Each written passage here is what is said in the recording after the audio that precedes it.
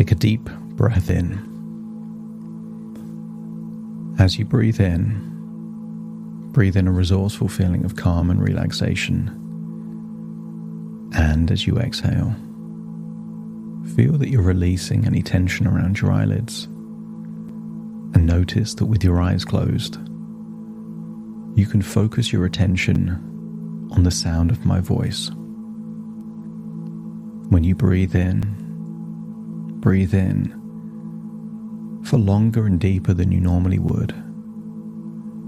As you breathe in a resourceful feeling of relaxation, scan your body for any clues of tension, particularly around your forehead, jaw, neck, or shoulders. And just get the feeling that as you breathe out, you're releasing that tension. Feel it almost melt away, and that when you breathe out, that tension is leaving your body, so that on the next inward breath, you're then breathing in even more of that feeling of resourcefulness.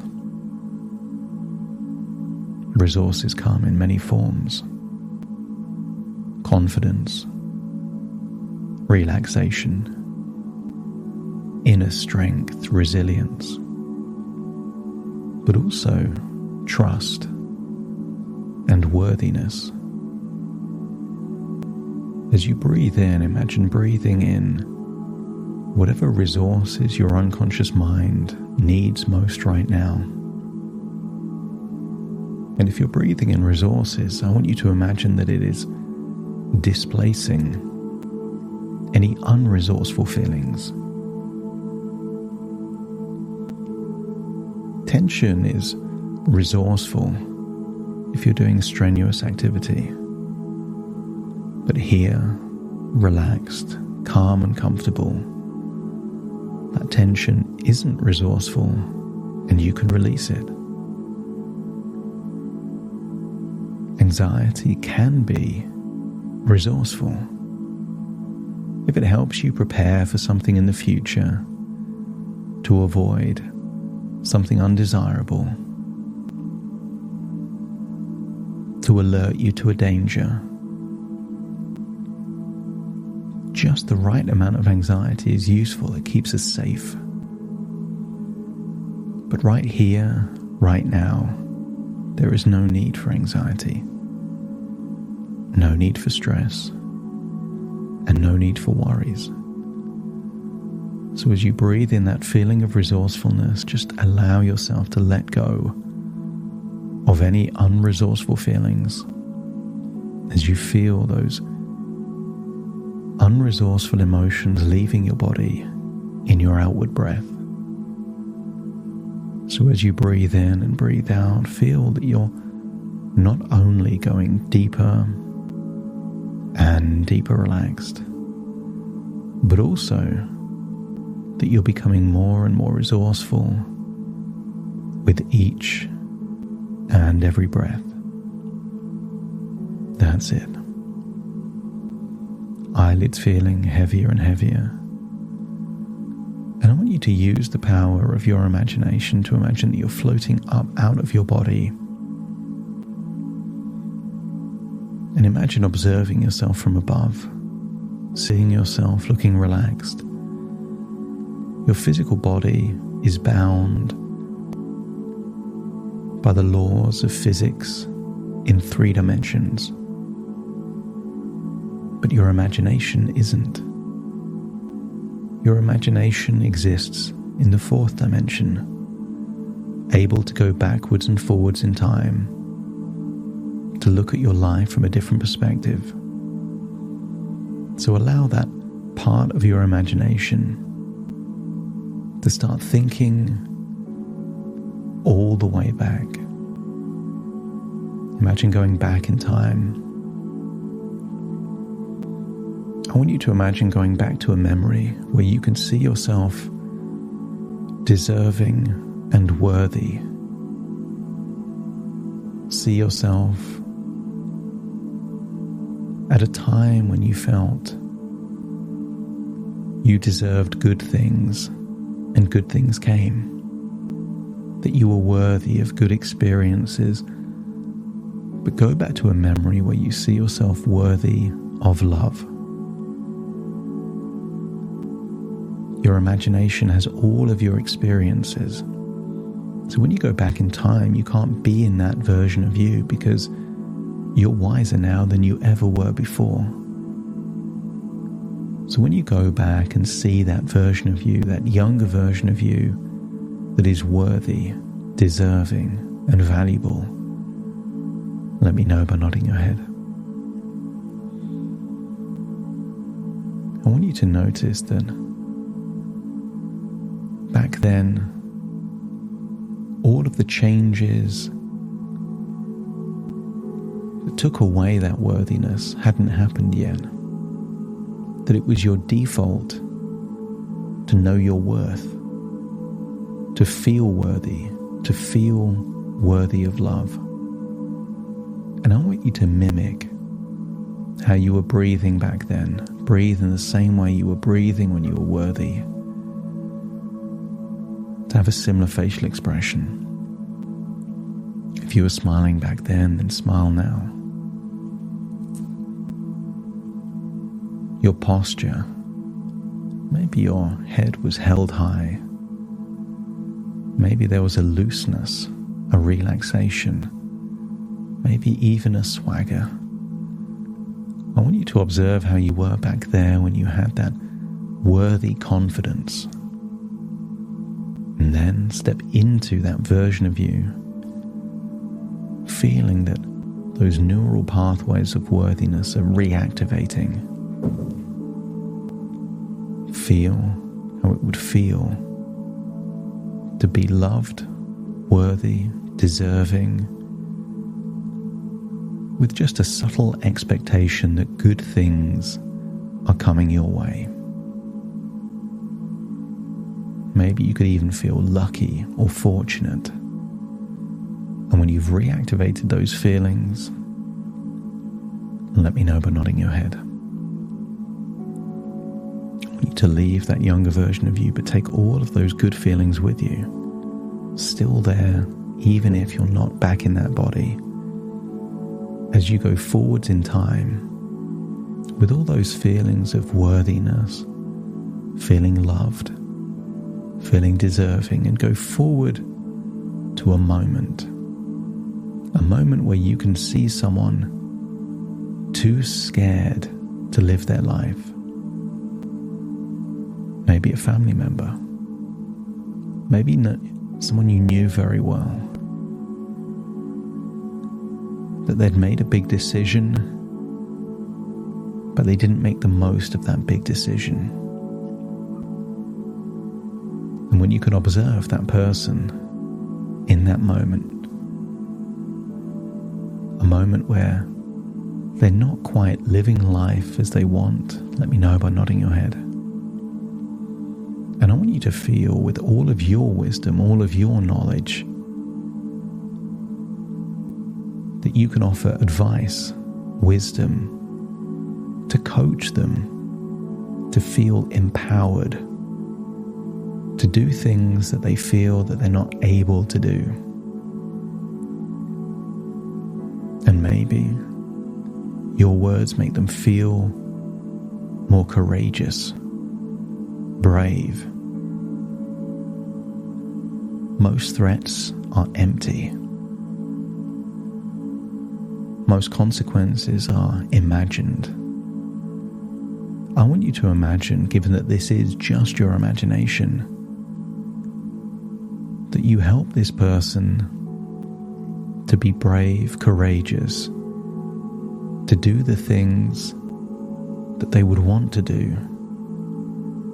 Feel that you can empower them, and almost feel that you're developing an entirely new timeline for them.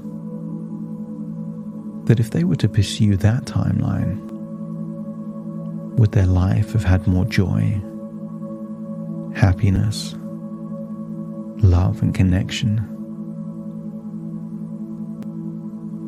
I want you to get a sense that sometimes decisions are difficult. Sometimes it can take courage. Sometimes it can be necessary to call a bluff,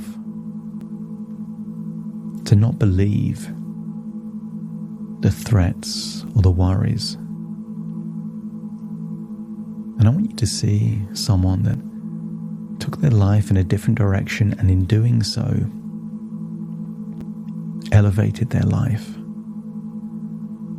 improved their life, took control of their life, and took that control back. And when you could imagine that new timeline, let me know by nodding your head. And I want you to see that sometimes things aren't easy, but they're necessary.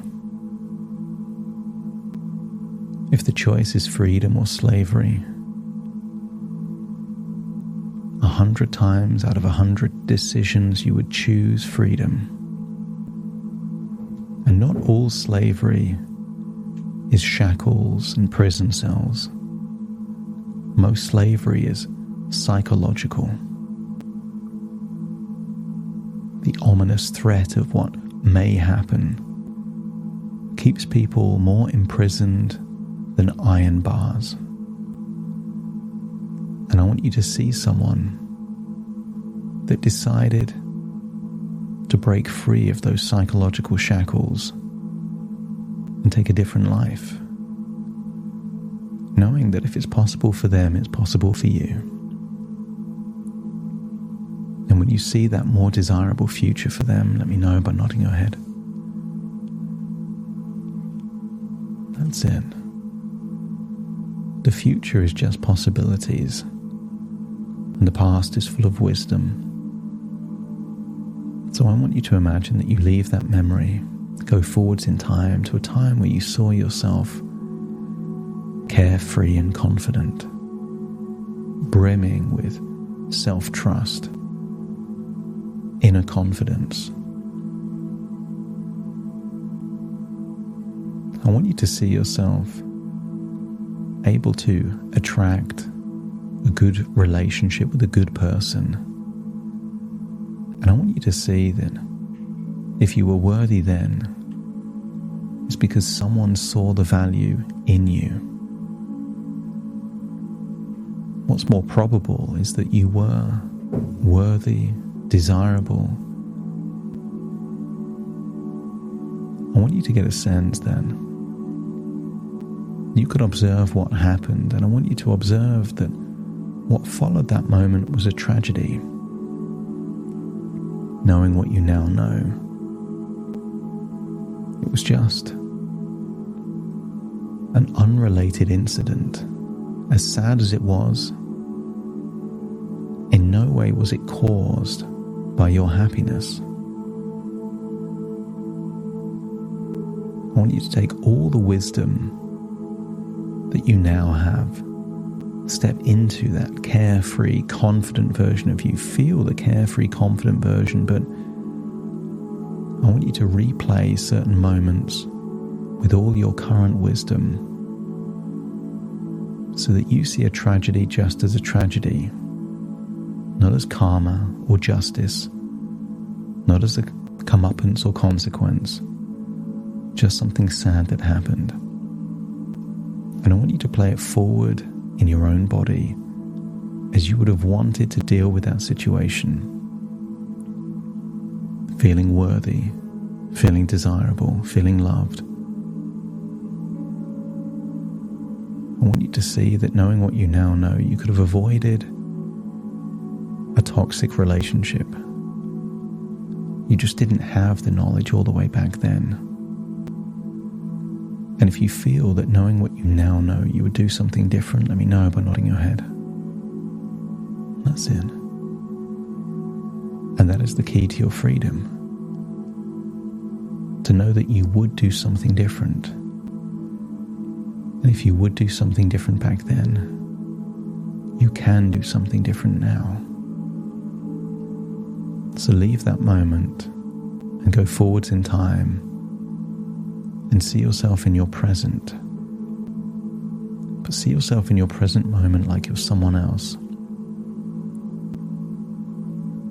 And And if you were making recommendations to a friend,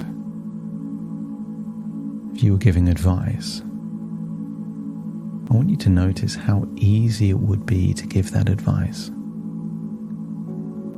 Free of the fears, the worries. You already know what to do, because that's the advice you would give to someone else in your exact same situation. The time of running and hiding and sneaking and shame is gone. You're about to step into a new identity. A confident, self-assured, defiant identity. You couldn't care less about the opinions of someone from your past. You are activating the confidence to set and enforce strong new boundaries. You're seeing a defiant, confident version of you that is going to live your life on your terms. I want you to feel that you are cutting a cord that connects you with your past. Not just previous relationships, but what you saw from your parents, what you felt as a child, teenager, young adult. Cut the cord so you access the memories but not the emotions connected to them. You are wiser now, and you will use that wisdom to empower you. Feel that you are reactivating self-trust, that you will trust your own judgments, your own decisions, knowing that you won't get them right all the time. And those ones that you get wrong, you will learn from. But you are willing to trust yourself first. If your unconscious mind is willing to replace doubt with trust, let me know by nodding your head. And then step into that confident, carefree, defiant version of you. A version of you willing to live your life on your terms, and imagine now what the future looks like. You almost have pity for an ex-partner. Their days of being able to control your emotions are long gone. You set the boundaries. What you respond to is your choice. How you respond is your choice. The boundaries that you set is your choice. And the decisions you now make in your personal life is your business and nobody else's. So imagine living that way, carefree, that a person from your past is as insignificant as a stranger.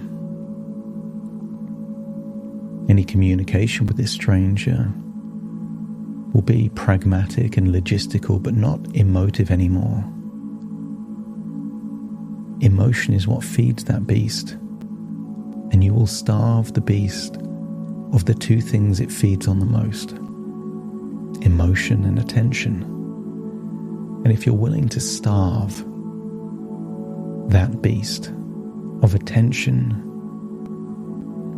and emotion, let me know by nodding your head. And in doing so, the beast dies, or at least dies to you. Perhaps walking away with the tail between its legs, trying to find the next prey to feed on. But they can't feed on you.